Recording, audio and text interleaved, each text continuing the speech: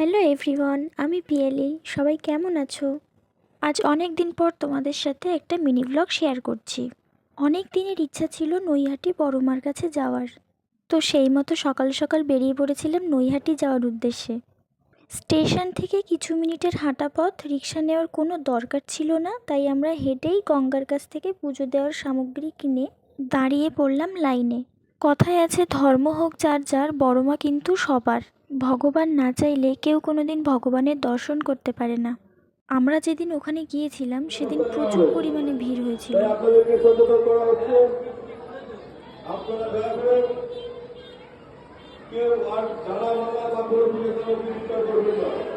ওখানে অ্যানাউন্সড করা হচ্ছিল যে বিকেল 4:30-এর পর কেউ যেন ডালা বিক্রি না করে। আমরা টানা 2 ঘন্টা লাইনে দাঁড়িয়েছিলাম। বিকেল 5টা নাগাদ পুজো শেষ করে বাইরে আসি। আমরা ডালা নিয়ে লাইনের শেষ কোথায় খুঁজে পাচ্ছিলাম না, যে সেখানে গিয়ে লাইন দেব।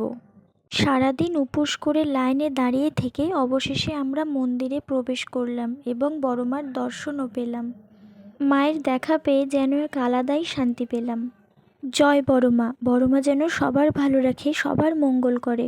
পুজো দিয়ে মায়ের প্রসাদ খেয়ে উপোস ভঙ্গ করে নিরামিষ ভাত খেয়ে রওনা দিলাম বাড়ির উদ্দেশ্যে। আবারও যদি কখনো বড়মা চায় তো অবশ্যই আসবো। সবাই ভালো থেকো, সুস্থ থেকো। আসবো নেক্সট কোনো ভিডিওতে। আর আমার ভিডিও তোমাদের সবার কেমন লাগে অবশ্যই কমেন্টে জানিও। আজকের মতো টাটা।